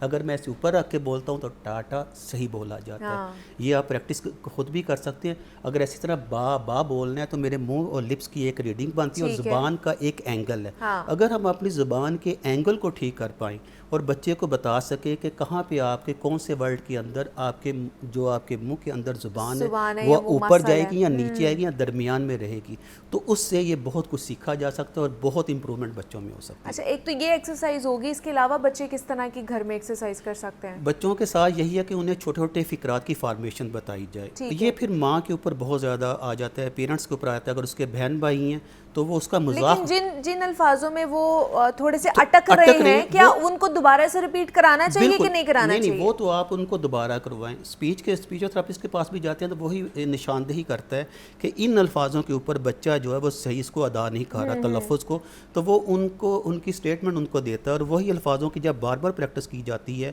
تو وہ جو کافی حد تک ہم کہہ سکتے ہیں 90% تک وہ بچے جو ہے اس کو ریکور کر جاتی ہیں۔ اچھا، لیکن اگر آپ نے اس کی پریکٹس ہی نہیں کروائی اور وہ پرابلم پھر کیا ہوگی، دا کے ساتھ خے بھی اٹک جائے گا پھر۔ اچھا، کیونکہ جب آپ ایک فکرہ نہیں کر سکیں گے، کہہ نہیں سکیں گے، آپ کا کانفیڈنس لیول کم ہو جائے گا، پھر آپ نفسیاتی طور پہ ڈاؤن ہونا شروع ہو جائیں گے، اور جب نفسیاتی طور پہ کوئی چیز ڈاؤن ہونا شروع ہو جاتی ہے تو پھر وہ اس کے اوپر اس چیز کا اٹیک زیادہ ہونا شروع ہو جاتا ہے۔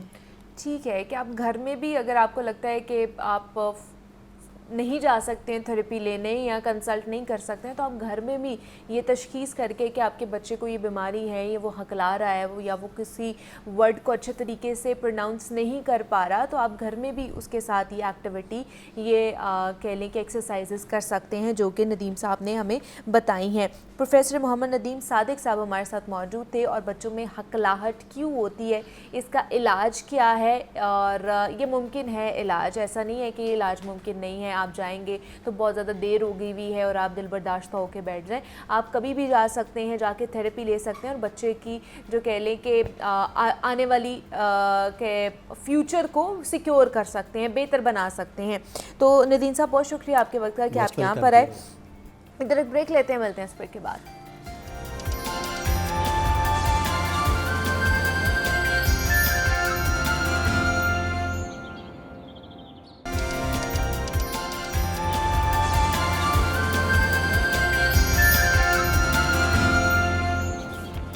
वेलकम बैक टू जागो लाहौर। जनाब, जिस्मानी सेहत की तरह जज्बाती सेहत भी हमारी ज़िंदगी का एक अहम और लाजमी जुज़ है, और जिस तरह हम अपने जिस्म को तंदुरुस्त रखने के लिए एक्सरसाइज करते हैं या सेहतमंद डाइट खाते हैं, वैसे ही हमारे जज्बात की सेहत के लिए भी हमें बहुत सी चीज़ों की ज़रूरत होती है।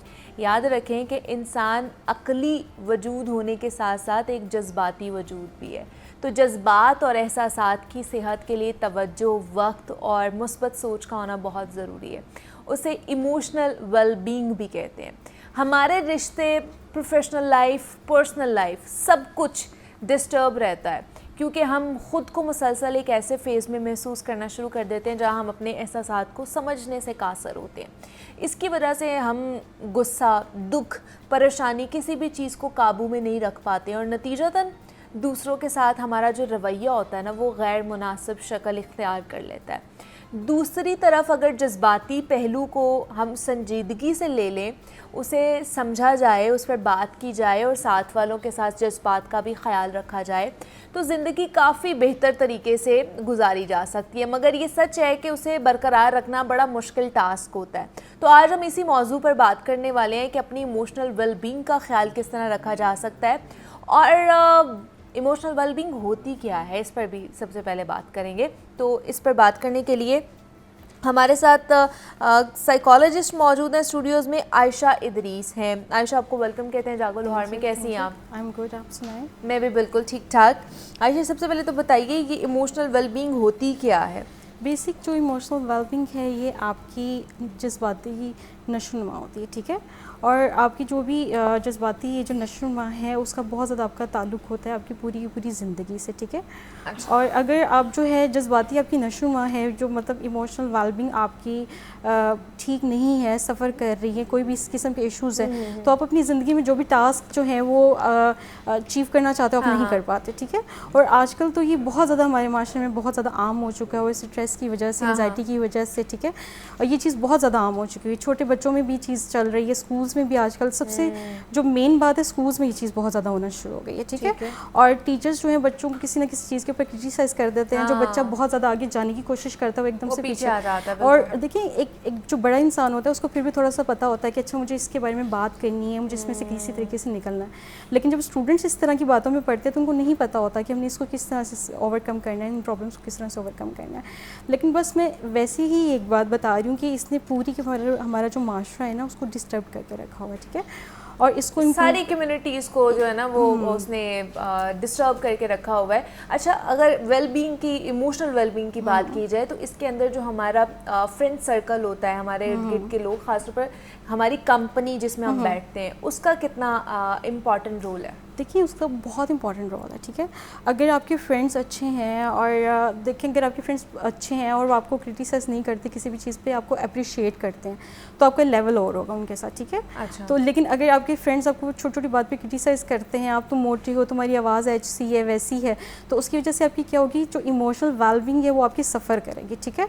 और आप जो है लो सेल्फ इस्टीम से भी आपको गुजरना पड़ेगा, डिप्रेशन हो जाता है, उसकी वजह से स्ट्रेस हो जाता है। अच्छा। और जो भी आप डेली की गोल्स अचीव करना चाहते हो आप वो भी नहीं कर सकते। लेकिन हमारे यहाँ पे तो ये होता है कि अगर आपका बहुत अच्छा कोई दोस्त है तो वो आपको वो भी बताएगा जो आपके अंदर ख़राब चीज़ें हैं ताकि आप उसको अच्छा कर सको, तो वो उसकी वजह से भी क्या आपकी इमोशनल वेलबींग ख़राब होती है? बिल्कुल नहीं होती। देखिए ये वे ऑफ टॉकिंग होता है, ठीक है। आपके दोस्त ने आपसे किस तरीके से बात की है ये बहुत ज़्यादा जो है ये चीज़ें मैटर करती हैं, ठीक है। अगर आपके दोस्त आपको सबके सामने बोलेंगे कि अच्छा जी तुम्हारी आवाज़ इस किस्म की है, तुम मोटे हो, तुम खाते अच्छे से नहीं हो, तो आपके ऊपर उस चीज़ का असर जो है वो नेगेटिव होगा, ठीक है। और अगर आपके दोस्त सबके बीच में आपसे कोई बात नहीं कर रहे, आपको सेपरेटली लेके जा रहे हैं और वहाँ पर आपसे बात कर रहे हैं कि यार ये तुमने अच्छी तरह से इस तरह से बातें नहीं की थी, या तुमने ये चीज़ अच्छी नहीं की, या तुम्हारे अंदर ये चीज़ें नेगेटिव हैं, तुम उसको इम्प्रूव करने की कोशिश करो, तो उसका इम्पैक्ट डेफिनेटली डिफरेंट होता है, ठीक है। तो ये ज़ाहिर सी बात है कि अगर आपके दोस्त अच्छे हैं तो वो कभी भी आपको सबके सामने क्रिटिसाइज नहीं करेंगे ना, ठीक है। अच्छा, दूसरा मुझे ये बताइए कि बहुत से लोग हैं हमारे, वो अकेला रहना पसंद करते हैं, उनके अंदर इमोशनल वेलबींग किस तरह की हो सकती है? और जिनको जो कह लें कि शायद शाय नेचर के होते हैं या इंट्रोवर्ट से होते हैं, वो ज़्यादातर लोगों में घुलना मिलना पसंद नहीं करते, तो उनकी इमोशनल वेलबींग को किस तरह एड्रेस किया जा सकता है, या वो अपनी इमोशनल वेलबींग को किस तरह बेहतर कर सकते हैं? देखिए, जो लोग बहुत ज़्यादा अकेले रहते हैं और लोगों में घुलना मिलना पसंद नहीं करते, ठीक है, तो उसमें ये है कि उनसे जो फैमिली मेम्बर्स हैं उनके, वो उनको मतलब लोगों के बीच में लेके जाएं, उनसे उस तरह से उनको मतलब लोगों के बीच में लेके जाएं, उनको लोगों से मिलवाएं, ठीक है, और इस तरह से वो आहिस्ता आहिस्ता से उन चीज़ों को ओवरकम कर जाएंगे, ठीक है। और एक चीज़ मैं आपको यहाँ पे और भी बता दूँ, जो आपकी इमोशनल वेलबींग है उसका आपकी जो बॉडीली जो भी आपको डिजीज़ होती हैं उसके साथ आपका बहुत ज़्यादा ताल्लुक होता है, ठीक है। जब आप मेंटली डिस्टर्ब्ड होते हो तो आपको जो है वो आपके जो जिस्मानी तौर पे भी आपको बहुत से अमराज हो जाते हैं, ठीक है। तो इसी वजह से जो भी आपकी फैमिली में आप देखिए, अभी हमारे पास भी जो लोग आते हैं सबसे पहले फैमिली मेम्बर्स ही आते हैं ना हमारे पास, कि अच्छा जी ये हमारी फैमिली का एक मेम्बर है, इसके साथ ये मसला है, आप इसको देखें, आप इसका कोई हल निकालें, इसको समझाएं, इसकी काउंसलिंग करें ना। तो इसमें यही बात है कि अगर आप वो इमोशनली स्ट्रेस में है तो हम लोग उसको डिफरेंट थेरेपीज़ करते हैं, ठीक है। थेरेपीज़ के साथ उसकी काउंसलिंग भी की जाती है, काउंसलिंग के बाद ठीक हो जाता है। मैं बेसिकली उनको ज़्यादातर ये कहती हूँ कि योगा करें, योगा भी करें, योगा बेस्ट होता है, ठीक है, आपके अंदर से डिप्रेशन को निकालने के लिए, आपकी इमोशनल जो वेलबींग है उसको इन्हांस करने के लिए, इम्प्रूव करने के लिए बेस्ट होता है। इसके अलावा आप जिम चले जाओ, वो भी एक चीज़ बेस्ट होती है। उसके साथ जो प्लस पॉइंट होता है वो एक क्लिनिकल साइकोलॉजी की काउंसलिंग होती है, उसकी थेरेपीज़ होती है, उस शख्स के साथ उसके जो सेशंस होते हैं, ठीक है। नहीं, तो इसकी इस थेरेपी में क्या किया जाता है, उनसे क्या पूछा जाता है, क्या पूछा जाता है, किस तरह के सवालात होते हैं? उनसे ना इसी किस्म के सवाल पूछे जाते हैं कि आपको अकेला रहना क्यों पसंद है, और आपको सबसे ज़्यादा चीज़ें क्यों पसंद है, किस तरह के लोगों के साथ आप उठना बैठना पसंद करते हैं, कौन सी एक्टिविटीज़ आपको पसंद है, क्या आप अपनी ज़िंदगी में क्या करना चाहते हैं ना। इस किस्म के सवालात से हमें पता चल जाता है। कुछ लोग ये भी कहते हैं जी हमें अकेला रहना इसलिए भी पसंद है बिकॉज टॉक्सिसिटी से हम दूर रहना चाहते हैं, हम नेगेटिविटी से दूर रहना चाहते हैं, उस माहौल से जो कि हमारी वेलबींग को ख़राब कर रही होती है, डिस्टर्ब कर रही होती है, इसलिए हम अकेला रहते हैं। वाकई ये दुरुस्त अप्रोच है? एक हद तक ये दुरुस्त भी है, ठीक है। अच्छा। अगर आपको किसी भी इस किस्म के आप देखें, किसी भी इस किस्म के लोगों में आप फंस गए हैं, किसी भी इस किस्म की सिचुएशन में फंस गए हैं जहाँ पे टॉक्सिक लोग हैं, ठीक है, आप उनके साथ बातचीत करते हो तो आपकी भी डेफिनेटली, अगर वो टॉक्सिक लोग हैं, वो आपको क्रिटिसाइज़ कर रहे हैं, आपके ऊपर नेगेटिव कमेंट्स पास कर रहे हैं, कुछ भी इस किस्म की चीज़ें कर रहे हैं जो आपको मेंटली डिस्टर्ब्ड कर रही हैं, तो डेफिनेटली आप फिर दोबारा से, एक दफ़ा तो आप जाओगे ना, फिर आप सोचोगे कि यार अगर मैं दोबारा जाऊँगी तो फिर से मेरे साथ ये सारा कुछ हो सकता है, और फिर वो इसी वजह से लोग जो है अवॉइड करना स्टार्ट करते हैं इस तरह के लोगों को, ठीक है। और इसी वजह से वो कहते हैं कि हम घर पे रह लें या हम लोगों से ज़्यादा ना बात ना करें। बिल्कुल एग्जैक्टली ऐसा ही है। तो ऐसे तो फिर कुछ एक्सपर्ट्स ये भी कहते हैं ऐसे फिर आप ज़िंदगी में अकेले ज़िंदगी नहीं गुजार सकते हैं, उसके लिए आपको किसी ना किसी का साथ चाहिए, आपको अपने फैमिली मेम्बर्स चाहिए, कुछ दोस्त अहबाब भी आपको साथ साथ चाहिए होते हैं जो आपका सपोर्ट सिस्टम होते हैं। तो अब फिर हम क्या करें इस मामले में, फिर क्या करें? एग्जैक्टली देखिए, जब काउंसलिंग के लिए लोग इस तरह से हमारे पास आते हैं ना, तो फिर हम उनको सबसे पहले यही बातें समझाते हैं जो आपने कही हैं कि ठीक है, आपकी फैमिली है, आपको उनके साथ उठना बैठना होता है, घुलना मिलना भी होता है, और इसी तरह से मतलब कि हम उनको इस तरह से काउंसलिंग के थ्रू सेट कर देते हैं, वो ठीक भी हो जाते हैं। और देखिए, बहुत से लोग इस किस्म के होते हैं ना, वो अपने आप को सिर्फ बचाने के लिए, लोगों के नेगेटिव कमेंट से बचाने के लिए, और इसी वजह से वो अपने आप को ना एक उसमें मतलब कि कम लोगों में घुलते मिलते हैं। अच्छा, जो लोग आयशा अपने इमोशंस को छुपाते हैं, क्या उनके दिल के ऊपर ज़्यादा बोझ पड़ता है? बिल्कुल पड़ता है। उनका किस तरह की मेंटली सिचुएशन हो जाती है, या वो किस तरह के हो जाते हैं? इसमें ख़ास तौर पर कहा जाता है ना, मर्दों में ये चीज़ ज़्यादा कही जाती है, बचपन से उन्हें कहा जाता है कि आपने उस तरह अपने जो जज्बात हैं, इमोशंस जो हैं, उनको एक्सप्रेस नहीं करना है, रोना नहीं है किसी के सामने, ये मामलाती करने, बस एक गुस्सा है जो हमारे सामने मर्दों का निकल कर आता है, उसके अलावा कोई और इमोशंस हमारे सामने नहीं आते। अगर आपको किसी से प्यार भी है तो आपने इस तरह नहीं बोलना है। तो क्या ये इसके, अगर आप जज्बात अपने छुपा रहे होते हैं तो क्या आपका दिल का मसला बन सकता है? बिल्कुल, आपका दिल, वैसे भी ये चीज़ होती है कि वो जो इंसान है वो बहुत डिफरेंट पर्सनालिटी का बन जाता है, ठीक है, जिसमें बहुत ज़्यादा स्ट्रिक्ट बिहेवियर करना शुरू कर देता है, ठीक है।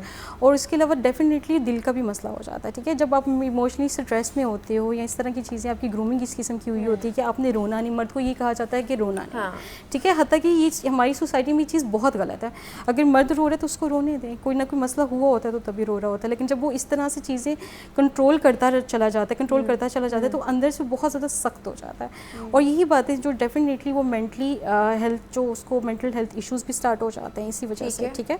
और वो दिल का मसला भी वो कोलैप्स कर जाता है, कभी कभी वो जो है बिल्कुल ही ब्लैकआउट भी हो जाते हैं, ठीक है। तो ये भी डिफरेंट जो है, ये भी देखिए ये भी वेरीज करता है डिफरेंट पेशेंट्स के ऊपर, ठीक है।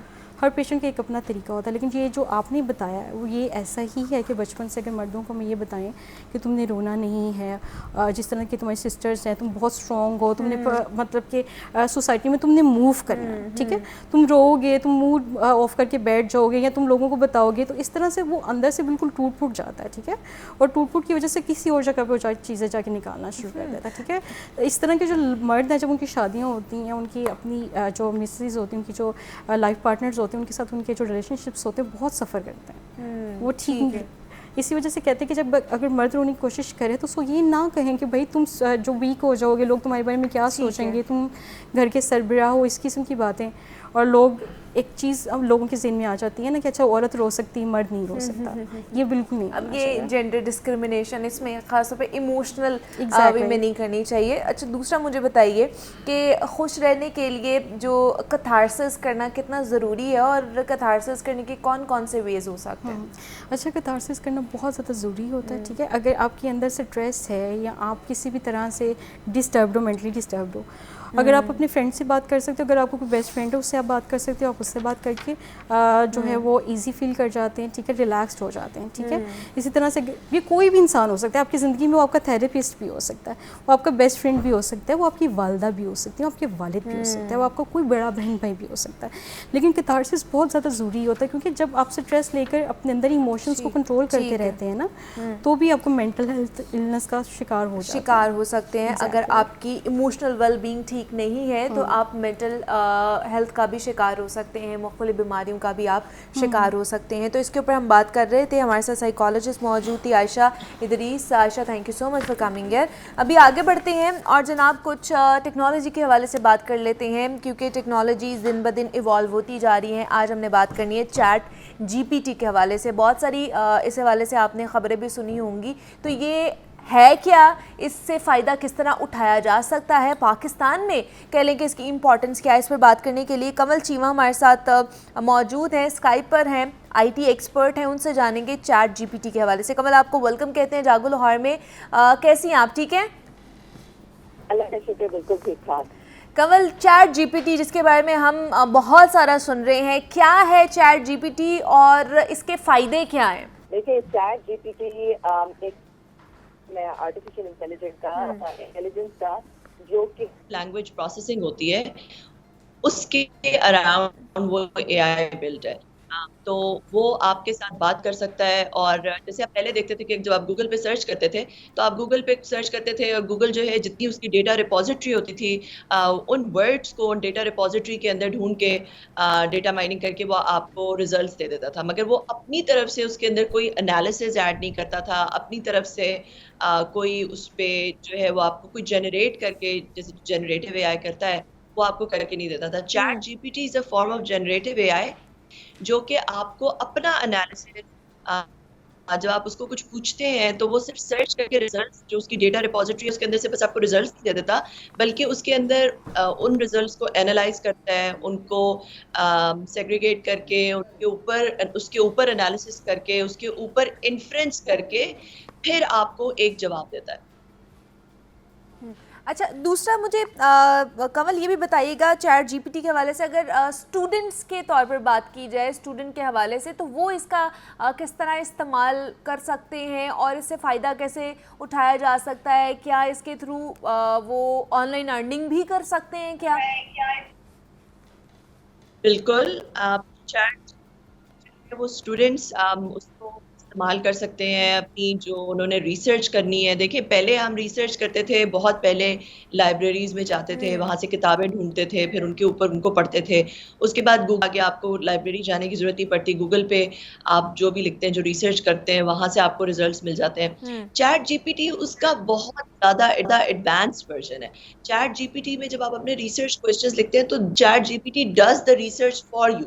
वो आपको बता देता है पूरा कि वो उस रिसर्च बेसिस पे आपको रिसर्च करके आपके लिए आपको कुक्ड रिजल्ट जो है वो आपको दे। तो ایک تو آپ ریسرچ کر سکتے ہیں, دوسرا یہ کہ آپ ارننگ کے طریقے بہت سارے چیٹ جی پی ٹی سے پوچھ سکتے ہیں کہ مجھے فار ایگزامپل اگر آپ ڈیجیٹل میڈیا مارکیٹنگ کے تھرو ارننگ کرتے تو اس کو ہم کہتے ہیں پرومپٹ انجینئرنگ, کہ چیٹ جی پی ٹی اتنے اچھے ریزلٹس پروڈیوس کرتا ہے جتنا اچھا آپ سوال کرتے ہیں.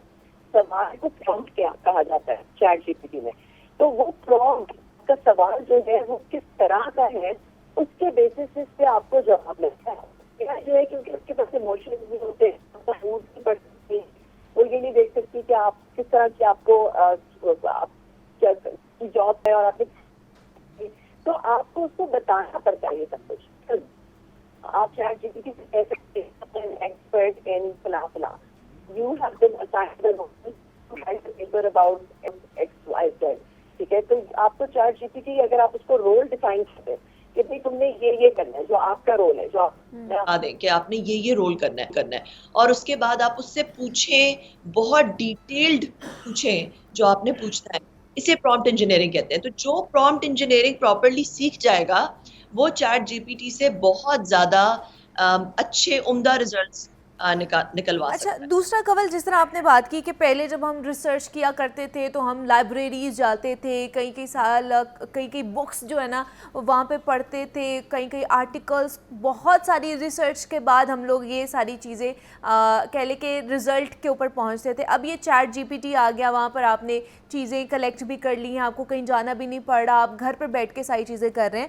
اب کچھ ایکسپرٹس کہتے ہیں جی اگر یہ ٹیکنالوجی آ گئی ہے وچ از ویری گڈ کہ آپ اس کا استعمال بھی کر رہے ہیں, اس کو استعمال میں لے کر بھی آ رہے ہیں, لیکن لوگ کہہ رہے ہیں کہ جی ہمارا جو کریٹیوٹی ہے وہ ختم ہو رہی ہے, ہماری برین اسٹارمنگ جو ہم لوگ کرتے تھے, ہمارا برین انہانس ہوتا تھا اس کی وجہ سے, وہ ختم ہو رہی ہے. تو آپ کو لگتا ہے کہ یہ اس کی جگہ لے سکتی ہے ہیومن برین کی اگر بات کی جائے تو؟ دیکھیے برین بھی ایک مسل کی طرح ہے نا, آپ اس کو جتنا ایکسرسائز کرائیں گے, جس بھی مسل کو آپ ایکسرسائز کرتے ہیں وہی مسل اسٹرانگ ہو جاتی ہے. تو جیسے پرانے زمانے میں جب کیلکولیٹر ہوتے تھے, میری نانی جو تھی ان کو آپ کچھ کہہ دیں, آپ ان کو کوئی سم دے دیں, کوئی ملٹیپلیکیشن, کوئی ڈویژن آپ ان کو بتا دیں, وہ 1 سیکنڈ میں آپ کو جواب دے دیتی تھی. ان کا اتنا دماغ تیز چلتا تھا when it came to these math calculations, کیونکہ ظاہر ہے ان کے زمانے میں کیلکولیٹرز نہیں ہوتے تھے, انہوں نے اپنے دماغ سے ہی, وہ ٹیچر تھی میتھ کی, انہوں نے اپنے دماغ سے ہی وہ کیلکولیشنز کرنی ہوتی تھی. تو پھر اس کے بعد جب کیلکولیٹر آ گیا تو آپ نے دیکھا کہ اب ہم نہیں اس طرح سے سالو کر سکتے میتھ کی ایکویشنز جس طرح سے وہ لوگ کر سکتے تھے. تو یہ بات کچھ حد تک صحیح ہے کہ جب جیسے اس طرح کے ٹولز آتے ہیں جو کہ آپ کا جو تھنکنگ والا کام ہے وہ آؤٹ سورس, دیکھیں چیٹ جی پی ٹی میں آپ نے آلموسٹ جو تھنکنگ والا ہی کام تھا, پہلے آپ جب گوگل پہ, ایون اگر آپ گوگل پہ ریسرچ کریں تو آپ کے پاس جواب تو آتے تھے, مگر سوچنا پڑتا تھا, ان کو جوڑنا پڑتا تھا, ان کو ایک پراپر فارم میں لانا پڑتا تھا. مگر چیٹ جی پی ٹی یہ سب کچھ آپ کے لیے کر دیتا ہے. چیٹ جی پی ٹی انہیں جو بھی دیتا ہے, ان کی ایک پوری آپ کے لیے پوری پریزنٹیشن جو ہے وہ جنریٹ کر دے گا, اس کا آؤٹ لائن جنریٹ کر دے گا, آپ کے لیے پورا پیپر لکھ دے گا ایگزیکٹلی جس طرح. اگر آپ کی پرومپٹ اچھی ہے تو آپ نے اگر اس کو پراپر پرومپٹ دیے تو آپ جس طرح کا پیپر چاہتے ہیں بالکل اسی طرح کا پروپوزل یا پیپر وہ لکھ دے گا. تو آپ نے اپنی جو تھنکنگ تھی, جو برین اسٹارمنگ تھی, وہ پوری آؤٹ سورس کر دی چیٹ جی پی ٹی. تو آبویسلی ہمارا مسل جو ہے برین کا, وہ جو برین اسٹارمنگ میں یوز ہو رہا تھا وہ اب یوز نہیں ہوگا. تو یہ بات کچھ حد تک میں ایسے ایگری کرتی ہوں کہ آپ کی جو ہیومینٹی کی اوور آل جو تھنکنگ اور کریٹیو ایبلٹیز ہیں اور جو برین اسٹارمنگ کی ایبلٹی ہے وہ ظاہر ہے اس سے متاثر تو ہوگی. متاثر تو ہوگی. تو اگر اوور آل میں آئی ٹی سیکٹر کی بات کروں, ابھی کی جو صورتحال ہے پوری دیکھا جائے تو پاکستان میں ہمارا ینگ پاور ہاؤس بہت زیادہ ہے, مطلب ینگسٹرز ہمارے پاس بہت زیادہ ہیں جو کہ ٹیکنالوجی کا یوز بھی جانتے ہیں, اس میں ایوالو بھی کر رہے ہیں, لیکن پھر بھی ہم آئی ٹی میں پیچھے کیوں ہیں کنول؟ دیکھیے کچھ تو جیو پولیٹیکل ریزنز بھی ہیں. میں آپ کو ایگزامپل دیتی ہوں کہ انویڈیا ایسی کمپنی ہے جو کہ جی پی یو جو چیٹ جی پی ٹی کو چھوڑتے جو اے آئی کا بیسک یونٹ ہے جس کے اوپر اے آئی بلڈ ہوتی ہے, جو کہ اے آئی کو کمپیوٹ پرووائڈ کرتا ہے, وہ انویڈیا نے پاکستان میں سیل کرنا بین کر دیا.